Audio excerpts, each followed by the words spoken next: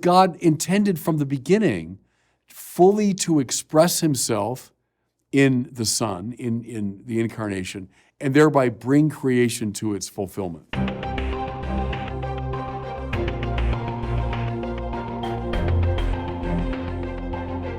Welcome back to the Word on Fire show. I'm Brandon Vogt, the host and the senior publishing director at Word on Fire. We talk a lot about the Thomistic tradition following Thomas Aquinas. Many of us know about that. Word on Fire promotes it. But what about the Franciscan intellectual tradition? Who are some of the great Franciscan theologians and philosophers, and what can they teach us today? That's our topic for discussion with Bishop Robert Barron, who joins us from Rochester, Minnesota. Bishop, always good to see you. Hey, Brandon, good to see you. Before we get to the main topic, I want to share about a very exciting update from Word on Fire, and that's the introduction of a new fellowship inside of our Word on Fire Institute called the Venerable Jerome Lejeune Fellowship. Who was Jerome Lejeune? And then maybe say a word about the gentleman who has stepped into this new role, Mark Bradford, who we're all very excited about.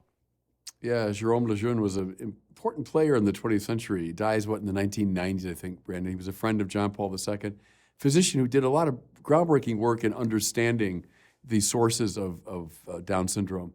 But more than that, he was a very committed Catholic and wanted to reach out in love and support to those who were marked by this condition, So he stands as a very important, I think, prophetic figure today when so many people are just willing to eliminate those with Down syndrome. And so we founded and established this fellowship to really be a strong pro-life statement, and very proud to name it for him.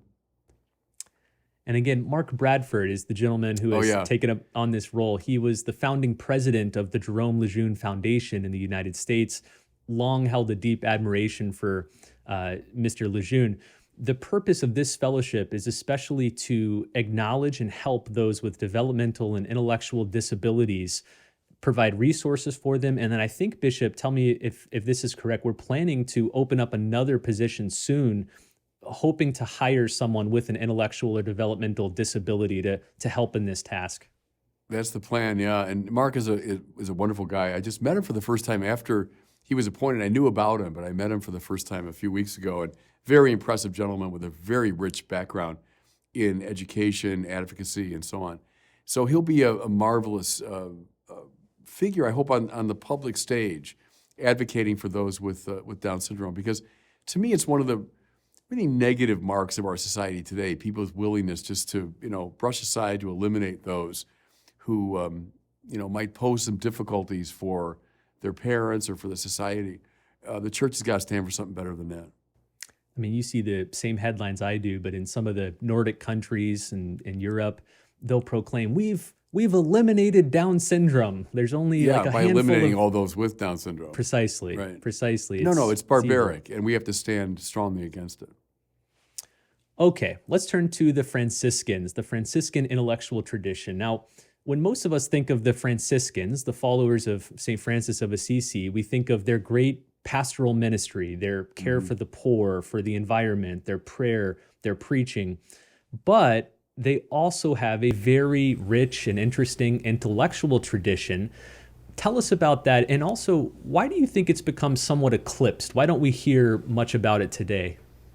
Well, it's a very interesting set of questions there, Brandon. You're right about the Franciscans, going back to Francis himself, who was not an intellectual. Francis was not a writer, not a philosophically minded person. Had enormous, charismatic gifts, but in other directions. Nevertheless, the Franciscan movement emerges precisely at the time when the great universities were emerging. Think Bologna and Paris and Oxford and others. And so very quickly within the Franciscan history, an intellectual tradition develops, and Franciscan friars find themselves at these great universities. So, the famous example being St. Bonaventure, who was a good friend of St. Thomas Aquinas. The two of them together taught at the University of Paris. And so we're within a short time of the life of Francis himself, but the Franciscans got involved. And with a particular flavor, there is indeed a lot of Francis in their intellectual tradition, even though Francis himself was not an academic. But I've always found that fascinating. Well, I'd like to focus on two of the giants of this Franciscan intellectual tradition. We could probably, as you say, do a whole course, looking at Yeah. 5, 10, 15 of them. The two I'd like to focus on, though, are Bonaventure and John Duns Scotus. So let's start with Bonaventure. As you say, almost an exact contemporary of Thomas Aquinas, born in 1221, so just 4 years before Thomas touch older, Aquinas. yeah. But dies the same year, 1274. So their lifetimes overlapped almost exactly. Yeah. Tell us about St. Bonaventure. Who was he? Oh, he's a fascinating figure, as you say, a little older than Thomas Aquinas. If we go to the end of his life, right, he dies at the Council of Lyons. Thomas died on the way to the Council of Lyons. It's an interesting moment in church history, the two greatest intellects of that time. And they were summoned by the Pope to deal with the East-West split, which has been bedeviling the church for a couple of centuries. And sadly, ironically, the two great intellectuals die basically at the Council of Lyons. But Bonaventure joins the Franciscans as a young man and enters into their intellectual life. Along with Aquinas, as a very young man, he becomes a magister, we'd say a professor of theology at the University of Paris. And he begins to develop a theology in parallel to Aquinas in some ways.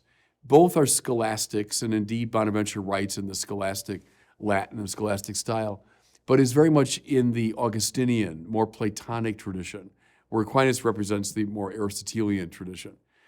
So they're like two wings or two lungs, to use John Paul II's language. Bonaventure then becomes the master of the Franciscan order. Very interesting that he's a man of the mind of the academy, but then he also becomes an administrator. In fact, one of the most important people in forming the Franciscan life institutionally. He then goes through, maybe we call it today a midlife crisis or a psychological, spiritual crisis, and he withdraws from that job. And he goes to Mount Alverno, which is associated with St. Francis himself. And there he has himself a kind of mystical experience, which gives rise to his greatest book, which is called the Itinerarium Mentis in Deum, the Mind's Road to God. And that becomes one of the most important texts of the Middle Ages. And as we say, he died then in 1274. So it's a fairly young man. I mean, Thomas is probably 49 when he dies, and Bonaventure maybe in his mid-50s. But a massively influential character. Let's talk about that book you just alluded to, The Mind's Road to God, sometimes translated The Journey of the Mind to God. Yeah. Probably his most classic text, the book he's best known for. What does he lay out in this book? Well, just that, the itinerarium. How do you get to God? What's the journey? And the famous move of Bonaventure is, I call it out, in, up. So the first move is to go out. You go out to the natural world. Now think how Franciscan this is. Francis in the fields around Assisi, the kind of love for nature and love for the birds and for the animals. Well, that's a first instinct in looking for God. We look at the beauty and the intelligibility of the natural order. So we go out. The second move is to go in. And what do I find when I go in? But my powers of intellect and will, which are the image of God. See, so he takes it very seriously. That's not just a bland description, but if that's the imago Dei, well, then I'm going to find something of God in my own mind and my own will. And anyway, I followed this path a lot in my own writing and speaking is, what do you find when you look at the mind? Well, the mind wants particular truths, and then it wants more and more and more until it finally wants the source of all truth. The will wants particular goods, but it then goes out to ever higher types of good until it wants goodness itself. And so the journey inward to these two faculties leads to God. And then finally up, which is the mystical move. When I discover God's highest names, one associated with the Old Testament, which is being, right? When Moses says, well, what's your name? And God says, ego sum qui sum. I am who I am. So that God is being itself. Bonaventure agrees with that, of course. That's a legitimate name of God. But then he says, there's an even higher name associated more with the New Testament. And this is the name of the good or love. When he says good, he's not using it in the Aristotelian sense. For Aristotle, the good is the desirable. So Thomas will do that. How come God is supremely good? Well, God is supremely desirable, right? But for Bonaventure in the Platonic tradition, the good is that which gives. right? The good, bonum diffusivum sui, we say in that tradition. The good is diffusive of itself. And so God's highest name, beyond the name of being, is the name of love or the good. And so he envisions those two names as like the angels on top of the Ark of the Covenant with their wings touching, the name of being and the name of the good. So it's a beautiful, mystical, academic, scholastic text about how the mind, and when he says mind, mens in his Latin doesn't mean the kind of analytical mind of an engineer. That mens would mean spirit, esprit, the French say, or Geist, the Germans say. Not just the analytical mind, it means the soul, if you want. The soul's itinerarium, and then beautifully in his Latin, in deum, and in with the accusative, in deum, always has a sense of movement toward, of journey into. It's an itinerary in the direction of God, and it's going to be a never-ending, infinitely open-ended search and quest for God. It's a short text, by the way. You can read it easily, maybe in a couple of sittings, and one of the great classics of our tradition.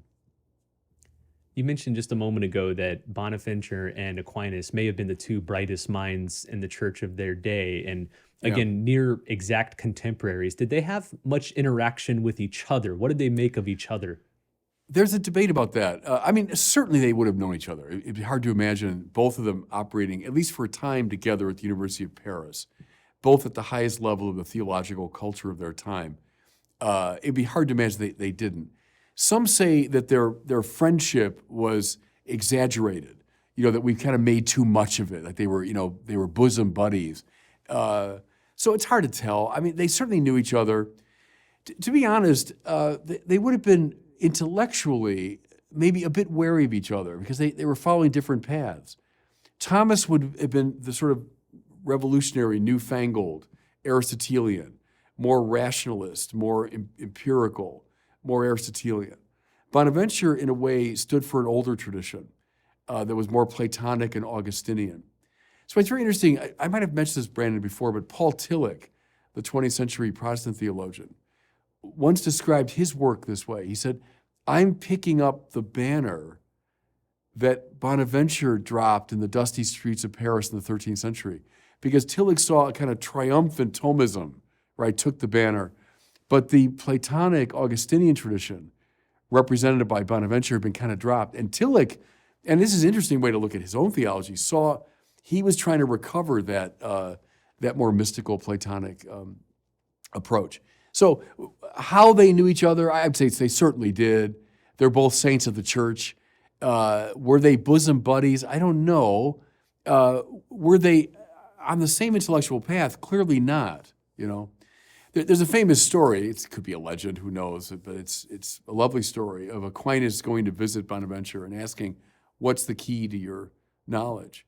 And he pulled back a curtain to reveal the cross, And I think that'd be true of Thomas too, that Thomas, they say, would spend hours in front of the Blessed Sacrament with his head resting on the tabernacle. So I think they're both great saints of the church who knew the scholastic method very well, but both of whom drew their inspiration finally from prayer.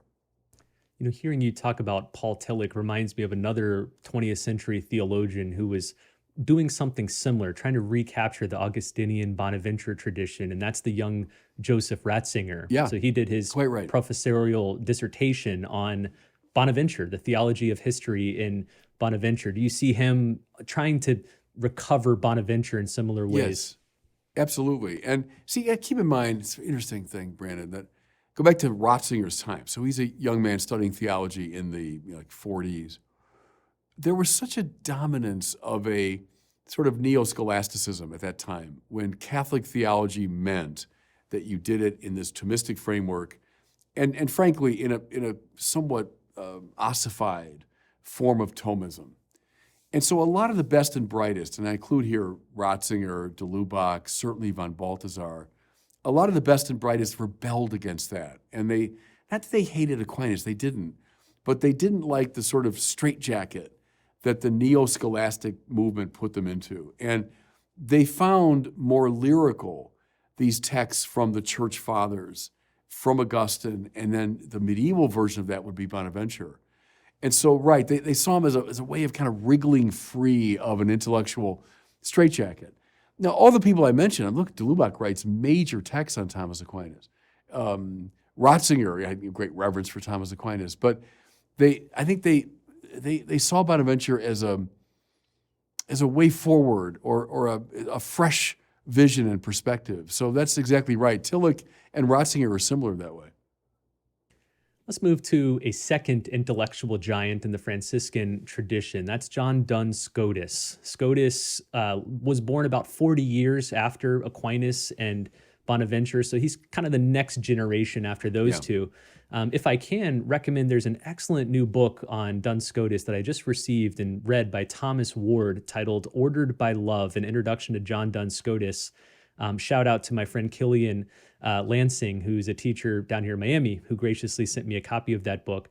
Give us a little introduction to Duns Scotus. And when you do, Bishop, I know, because I've heard this from many people, common question I hear, why does Bishop Barron hate John Duns Scotus? So maybe answer that question along there. Yeah, I don't at all. I mean, I quarrel with one aspect, which is his take on univocity of being. But I don't hate him by any means. I think he's one of the great figures in our tradition. As you say, generation after Aquinas and company, though he doesn't live very long. He dies, I think, at the age of about 42. He dies in, I believe, 1305. Is that right? 1308, I think. 1308. So, he doesn't live that much longer. After Aquinas dies 1274, Scotus dies 1308. Scotus, was he Irish? Was he Scottish? That name could mean both those things. His name was John Duns, right? Scotus would be naming is where he's from, So John Duns, the Irishman, or John Duns, the Scotsman, studies at Oxford as a young man. He becomes a Franciscan, so he's in the Franciscan order and that tradition. Oxford becomes his city in a way that Paris became Thomas's city. He's known as the subtle doctor, the doctor subtilis. Thomas is the doctor angelicus, right? The angelic doctor. And you see why when you read Scotus, that he's extremely dense in the scholastic mode. But Aquinas writes in a very simple Latin, in a very straightforward Latin. His ideas are complex, to be sure, but Thomas's literary style is almost naive. It's sort of a naively straightforward way of writing. Scotus, it's an extremely dense style. It's like the scholastic method almost reaching a Baroque sort of expression, if you know what I mean by that. When it reaches a type of complexity and density. But I think anyone that reads him admires that quality in him. He's Oxford for a time, then he goes to the continent, and he's in Paris for a time, but he dies in Cologne. And I literally stumbled on his grave. This is several years ago. We were filming over in Cologne. And you go to what's called the Minoritenkirche, the Church of the Friars Minor, right? The Franciscan church, not far from the great cathedral of Cologne, on the site of which Thomas Aquinas had been ordained. And at the time, everything would have been pretty close together. So there was the Franciscan church, and you go up, I believe it was like a side aisle, and there is this sarcophagus, and it's the tomb of Duns Scotus. And I remember being extremely moved by that I literally stumbled upon him, and to think here's one of the masterminds of really the whole Western tradition, certainly of the Middle Ages. And he made contributions in very significant areas of philosophy and theology. As we say, dies in 1308. It's a little sketch of John Duns. We don't really know that much about him. We have a little kind of sketchy sense of Scotus's life. Let's talk about a couple of his key contributions. One of them was his focus on what we might call particularity, emphasizing the unique individual aspects of each created being over the general form. What's he driving at here, and why is that idea important? Yeah, and again, for those who think I don't like Duns Scotus, I love this idea of haec seitas. I think it's a real step forward. So he coins that term, haec seitas, which means thisness, if you want. Hic, haec, hoc. Haec is this. Haec seitas, thisness. Now, here's what he's driving at, Brandon, if I can say it kind of simply, is in so much of classical epistemology, the goal of knowing tends to be an abstraction. So I see you, for example, right? And then in classical epistemology from Aristotle and Aquinas, I would abstract a form, namely your humanitas, from the phantasm. That means from the image that I hold in my mind. I abstract the form from the phantasm, and then the agent intellect places that on the passive intellect, which then returns for verification to the phantasm. But the terminus ad quem of this whole process is the form.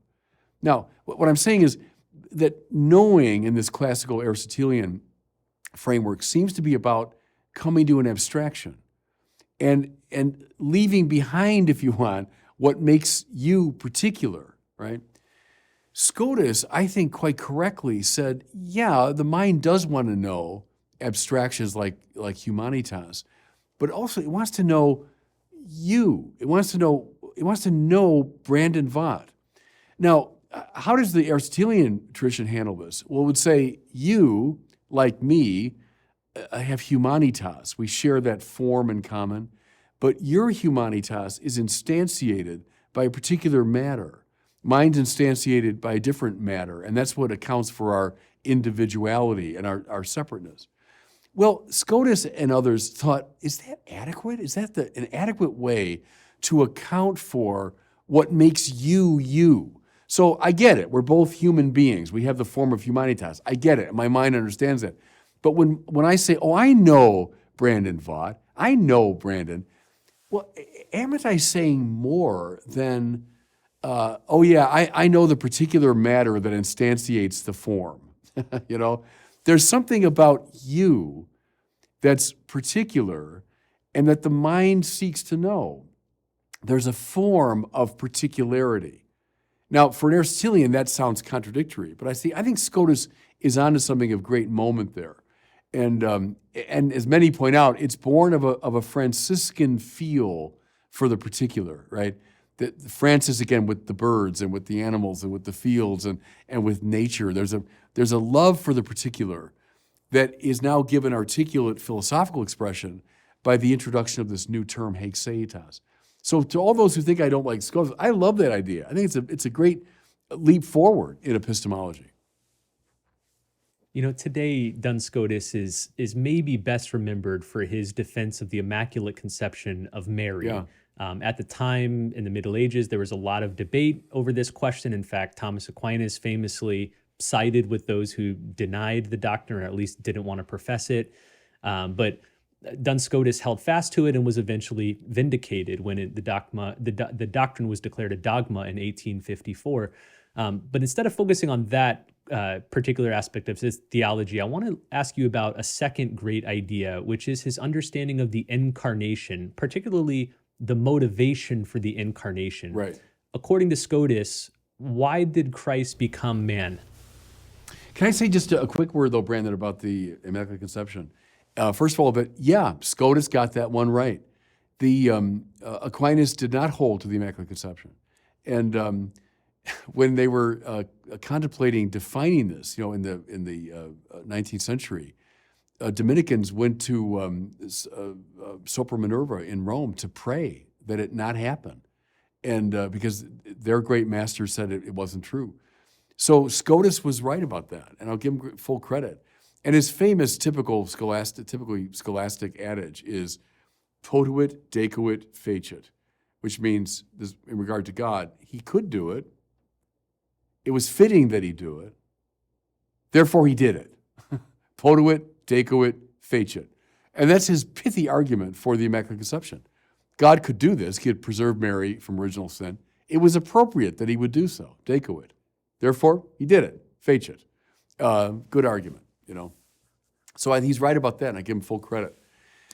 The incarnation, it's a very important thing, Brandon. And this is, again, one of these famous dichotomies in theology. They say whether you're a Thomist or you're a Scotist when it comes to soteriology and incarnational theology. To state it simply, you're a Thomist if you say the purpose of the incarnation was to save us from sin. And so it's the Felix Culpa tradition, right? Oh, happy fault. It's because of the sin of Adam that God then said, I'm going to send my son so as to die a redeeming death and to save people from sin. So the sort of sanative, curative quality of the incarnation. Where SCOTUS, without denying that dimension of it, would say, even if we had never sinned, God would still send his Son, and the incarnation would still happen. Now, why? So as fully to display his glory in the fulfillment of creation. Now, it's very interesting, Brandon, here, because Aquinas is following a more Augustinian tradition here, right, that puts a stress on sin and redemption. Where SCOTUS is going back to a more Irenaean tradition, and before Irenaeus to Paul.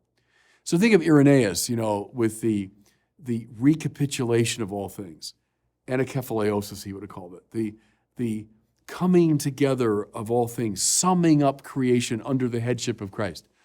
Would that have happened even if we hadn't sinned? Yeah, sure it would. Because God intended from the beginning fully to express himself in the Son, in the incarnation, and thereby bring creation to its fulfillment. Now, I want to be careful, because I think this is largely a question more of emphasis rather than dichotomy, because you do have that more Irenaean strain in Aquinas. You do have the sanative, curative thing in Duns Scotus. But I think it's fair to say there's a difference in emphasis. And Scotus, I love on this theme. I think we've missed a lot when we simply follow the Augustinian Thomist line, that the incarnation is there to handle the problem of sin. It can be just too restrictive and too almost legalistic an understanding of the incarnation. Where Scotus has this lyrical, mystical understanding of it. And there's something kind of lovely and beautiful in the incarnation and not just curative.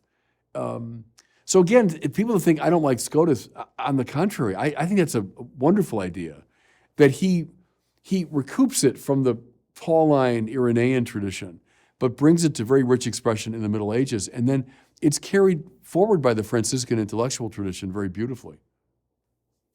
I just realized I didn't highlight exactly why people think you don't like Duns Scotus, and we probably don't have time to get into the weeds here. Basically, you're not a big fan of Scotus's idea of the univocity of being, as opposed to Aquinas's analogical view of being.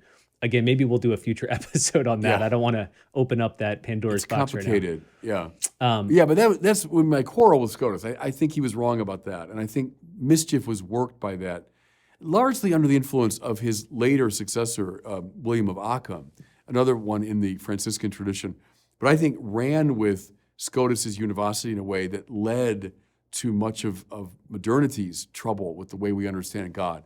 So right, that part of Scotus I would be more hesitant about. But let me close with this question. We've hinted throughout this episode of this tension, this divide between the Thomists, the followers of Thomas Aquinas, and the Franciscans, the followers of Francis. And although this divide is often exaggerated, as you just alluded to in your most recent answer, let me ask you this. What do you think Thomists can stand to learn from the Franciscan intellectual tradition? Yeah, the very things we talked about. I think it to fill out the picture. There's a shadow side to everything, right? I mean, Jung taught us that. In fact, the brighter the light, the deeper the shadow, as he said. That whatever we're doing, there's always a sed contra, if I can put it in Thomistic language, right? That whatever I say, well, there's something else that you could also say. To me, the shadow of Thomism, and I'm a Thomist, I'm a proud Thomist, and happy to claim that title. But the shadow of Thomism is a kind of rationalism, I think. Thomas knew correctly in his time this was a needful thing for the church to express itself in this very rigorously intellectual way. And his Aristotelianism was in many ways a step forward. But it carries the shadow of a certain intellectualism, a certain rationalism, an overlooking of the more lyrical elements. I think Thomists can learn from the Franciscan tradition more of that mystical, intuitive side of theology. I think that's exactly what Ratzinger would have emphasized as a young man, and indeed throughout his whole career as a theologian. I think it's what Balthasar brings. And let me say this too, Brandon. There's something very Western about Thomas, and he stands in the Augustinian tradition, brings Aristotle into play. but does it need always something from the East to come in? Well, behind Bonaventure indeed is Augustine, but I think also the Irenaean stream. And to say Irenaeus is to say the East. And I think Thomism could benefit from some of that Eastern influence. Think of Balthasar here, who brings Origen and Maximus the Confessor and those people forward. They felt the perhaps too westernized Augustinian Thomism needed something of the East, to come in. Now, I know all my Thomist friends, and I agree with them on this. Does Thomas use the Eastern Fathers? Yes, he does. Yes, he does. But, are they a more muted influence than, let's say, the Augustinian and Aristotelian? Probably. And I think Thomism could benefit from that influence. Looking forward to the healthy stream of feedback we'll get from both the Thomists and the Franciscans, both of whom assume that we hate both of them.